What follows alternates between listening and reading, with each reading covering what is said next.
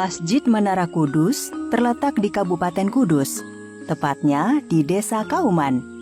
Menara ini memiliki tinggi 18 meter dengan berbahan batu bata. Kudus sendiri merupakan sebuah kabupaten yang terletak di Provinsi Jawa Tengah.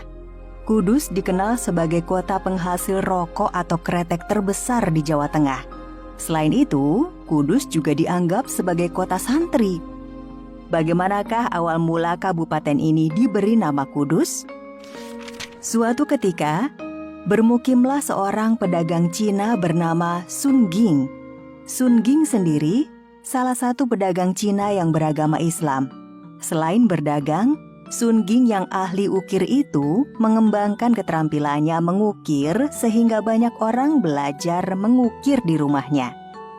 Lama-kelamaan, keahlian Sun Ging tersiar sampai ke Istana Majapahit, sehingga dipanggillah Sun Ging untuk mengukir hiasan-hiasan keraton. Dengan tekun, Sun Ging mengukir keraton hingga berubah menjadi semakin cantik dengan ukir-ukiran.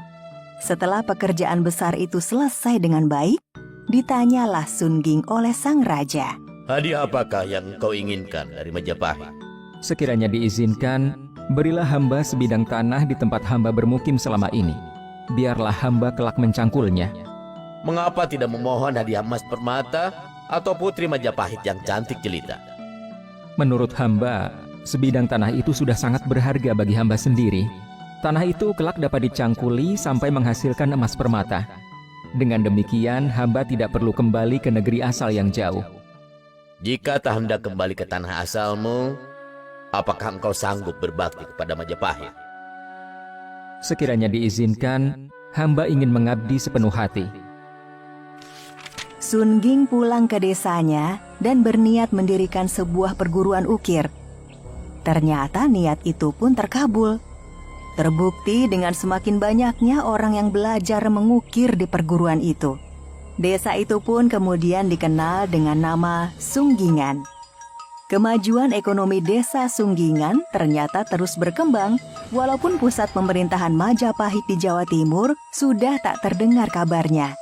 Hal itu memikat perhatian Raden Patah yang sudah berhasil mendirikan kerajaan Islam Demak Bintoro di Demak yang tak jauh dari desa itu. Sementara itu, di sebuah daerah di Demak, hiduplah seorang syekh bernama Syekh Jafar Sodik. Ia seorang ulama besar yang pernah menjadi pemimpin haji dan membantu memberantas wabah penyakit di wilayah Palestina. Berkat jasanya, ia mendapat penghargaan dari Amir Palestina. Pemberian penghargaan tersebut ditulis di atas batu dengan huruf Arab kuno. Namun, Syekh Jafar Sodik memohon kepada Amir Palestina untuk memindahkan wewenang wilayah tersebut ke Pulau Jawa. Permohonan tersebut disetujui oleh Amir Palestina.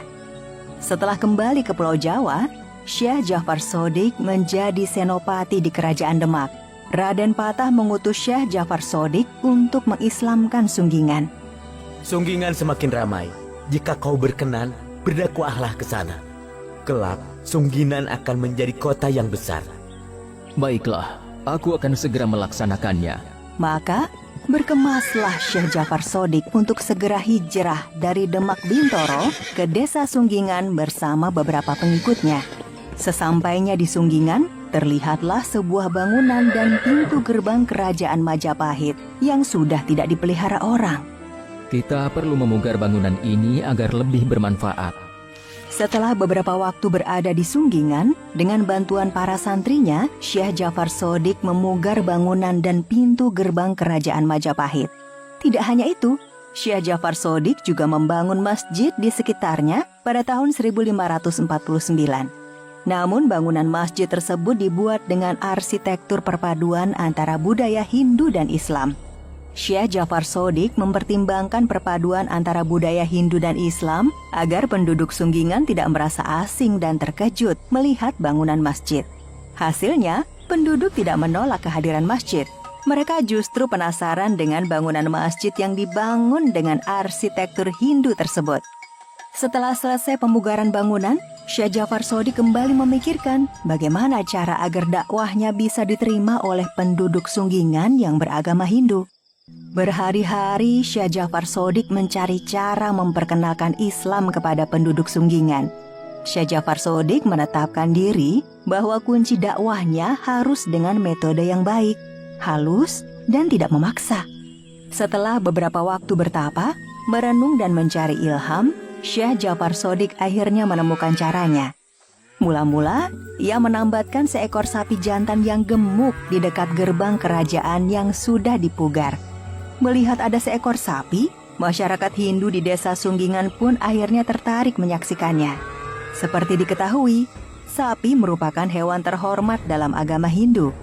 Setiap kali orang berkerumun di tempat itu, Syekh Ja'far Shodiq ikut berbincang dengan penduduk yang datang dan sekaligus menyampaikan ajaran Islam.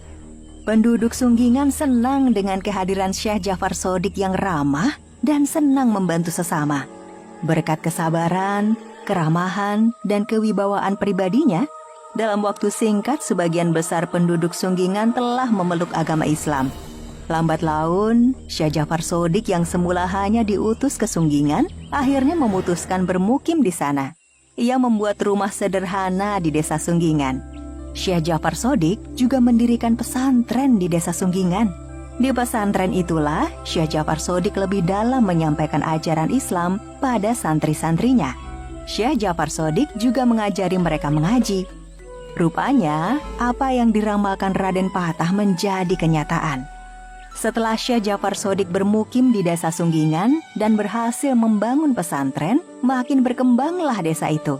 Semakin banyak orang dari berbagai daerah lain yang berniat belajar mengaji dan mencari kehidupan baru dengan bertani, berdagang, mengukir, dan sebagainya. Desa Sunggingan yang dirintis oleh Sun Ging dan semakin berkembang setelah kedatangan Syekh Ja'far Shodiq. Desa ini menjadi kota yang dikenal dengan sebutan Kota Kudus. Konon, nama Kudus ini diambil dari wilayah di Palestina yang bernama Baitul Maqdis atau Al-Quds. Dari kata Al-Quds ini, kemudian lahirlah kata Kudus, yang kemudian digunakan sebagai nama kota Kudus sekarang. Gerbang atau gapura Majapahit yang telah dipugar oleh Syekh Ja'far Shodiq menjadi salah satu ciri khas kota Kudus. Bangunan itu terkenal dengan sebutan Menara Kudus, yang asli berada di dekat Masjid Sunggingan, sedangkan tiruannya didirikan di depan sebuah pusat perbelanjaan kota Kudus. Syekh Ja'far Shodiq sendiri dikenal sebagai salah satu wali Songo yang menyebarkan ajaran Islam dengan mengedepankan nilai-nilai toleransi. Ia dikenal dengan nama Sunan Kudus. Hingga kini, makam Sunan Kudus yang berada di sekitar Masjid Menara Kudus dan makam Kiai Telingsing di desa Sunggingan menjadi salah satu tempat wisata bagi para peziarah.